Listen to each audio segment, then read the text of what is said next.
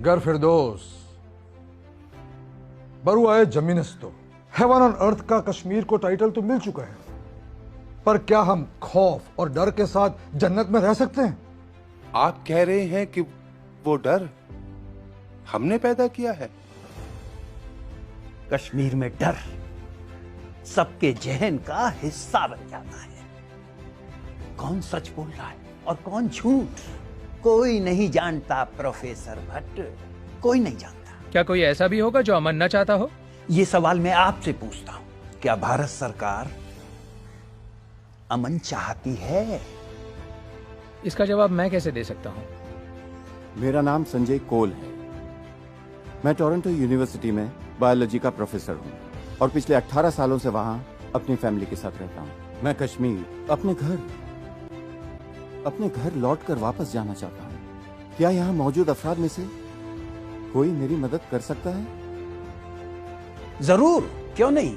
आप सब जब इच्छा हो वापस लौट सकते हैं। हम खैर मकदम करेंगे जोश खरूस के साथ। हम तो खुद चाहते हैं कि पंडित वापस लौट आए। कश्मीर के लिए सबसे बड़ी चुनौतियां क्या है? तालीम की कमी, रोजगार ना मिलना, हमारे कश्मीर के इलाकों के बीच मुवासलत, कम्युनिकेशन बिल्कुल नहीं के बराबर। यह आमदनी एक बढ़ता जरिया है जो हर साल 7वीं सदी बढ़ोतरी करेगा। कंबोडिया, श्रीलंका, नेपाल इसकी अच्छी मिसालें हैं। ये मंसूबे, ये प्रोजेक्ट, ये इंडिया सरकार की कोई चालाकी लगती है। ये तो कुछ सच्चे कश्मीरियों का ख्वाब है। सीधा मुद्दे पे आइए तो बेहतर होगा। कश्मीरियत के नाम पे चीजें बेची जाती हैं, पर हम इतने बेवकूफ नहीं। मैं आपके जज्बे से मुताफिक हूं, लेकिन क्या आप समझ पा रहे हैं? कश्मीर की लाखों आवाजें जो एक ही स्विच से खामोश की जा सकती हैं, और इसीलिए तो हम अपना अलग स्टेट चाहते हैं। इजाजत हो तो मैं कुछ अर्ज करूं?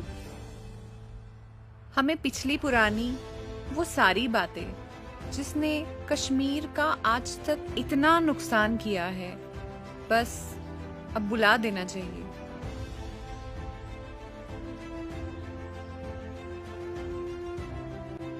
और आज हम सब इकट्ठा इसीलिए आए हैं ताकि कश्मीर में एक नया तरक्की याफ्ता दौर लेकर आए, जो हर कश्मीरी को खुश रखे और हमारे कश्मीर को वापस से जन्नत बना दे। कश्मीर को चाहिए ऐसे लोग जो कश्मीरियत के मकसद और इसके रूह के लिए खैर खा हो।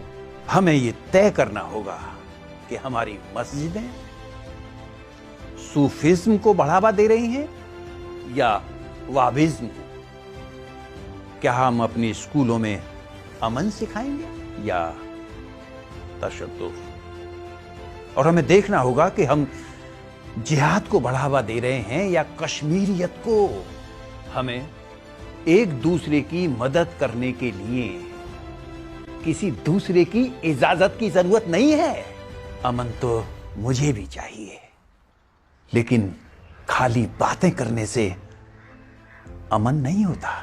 अगर हम टूरिज्म में इजाफा चाहते हैं और टूरिस्टों की तादाद 10 करोड़ हो जाए तो भी ये मसले वही रहने वाले हैं। अगर अमन शांति हो जाए तो हथियारों के कारखाने बंद हो जाएंगे। हमें ऐसे मंसूबे रखने पड़ेंगे जिसमें इस मसले को भी शामिल किया जा सके। हमारा कश्मीर एक अहम एशियाई ट्रेड हब बन जाए जहां अरबों खरबों का व्यापार हो सकता है, और ये सब मुमकिन है। पर ये सब करने के लिए हमें अमन और चैन की जरूरत है। आपका तंज अपनी जगह सही है, लेकिन इस प्रोग्राम को अंजाम देने के लिए हमें इस बात पर भी तवज्जो देनी पड़ेगी कि हथियार बनाने वाले कारखाने अरबों डॉलर का मुनाफा यूं ही हाथ से नहीं जाने देंगे। इसका भी प्लान है मेरे पास।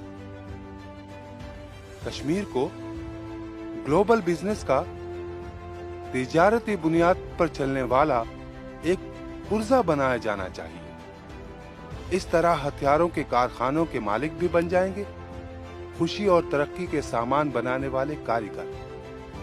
हम कश्मीरी अवाम की ख्वाहिश पर गौर कर उन्हें मुकम्मल कर पाएंगे। हथियार से आजादी ही कश्मीर की सही आजादी है। अटैक से प्रोटेक्शन के लिए एंट्री पॉइंट्स, हथियार के लिए चेक पॉइंट्स, पड़ोसी पे नजर, मददगार को हिफाजत। गांव वालों को पता होना चाहिए कि एक दूसरे का ख्याल कैसे रखें, दूसरे गांव से कैसे जुड़े रहें। लेकिन उनको ये नहीं लगना चाहिए कि हम बस सपने देख रहे हैं। हमारे काम में कश्मीरियत की गूंज सारी वादी में सुनाई देनी चाहिए। इस तशवीश का हमने जायजा लिया है, बहुत ही ठोस प्लान लगता है। एक बात बताओ, तुम तो माशाअल्लाह पढ़े लिखे नौजवान हो, तुम भी औरों की तरह गैर मुल्क में जाकर अच्छा सा काम कर सकते थे, ऐशो आराम की जिंदगी बिता सकते थे। हमें अपने कश्मीरी आवाम और हमारी तहजीब महफूज रखते हुए सिर्फ और सिर्फ कश्मीर की तरक्की पर जोर देना है। यहाँ की हवा की खुशबू हम सब में एक नई जान फूंक देती है। हम कश्मीर के लोग भी फिर से इसे जन्नत बना सकते हैं।